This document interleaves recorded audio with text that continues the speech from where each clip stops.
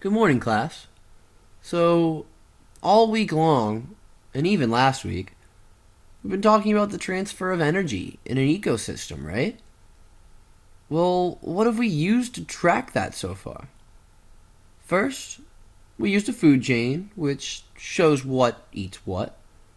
Then we discussed food webs, which show how everything in an ecosystem is connected. Well, today, we're going to discuss a third model of energy flow in an ecosystem. This one is called an energy pyramid. An energy pyramid is simply a model of energy flow in a community. Remember what a community is? Yes. A community is two or more organisms interacting with each other in the same area. For example, if you had a dog in your house, that would be a community because there would be your family and your dog, two different organisms in the same area. So, because of that, a pyramid doesn't have to contain all the elements of an ecosystem, but it can be limited to just a community.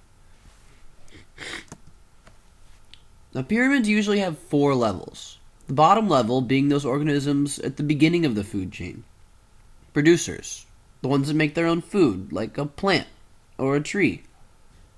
After that comes those who eat the producers, usually herbivores. We also sometimes call those primary consumers. Those are bugs or fish, snails, stuff like that. Then after that comes the carnivores. These are what basically eats the herbivores.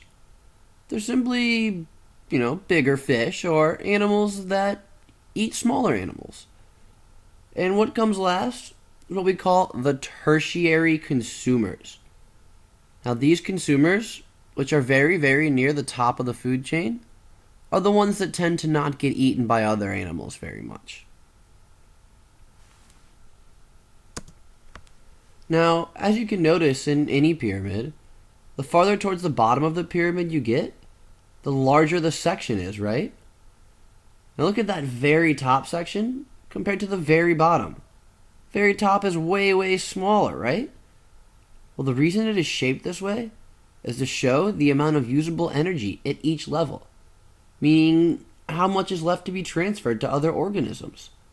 You can see that the producer section, if we go back, the producer section is by far the largest because its energy can be most easily transferred to many other organisms. Think about it.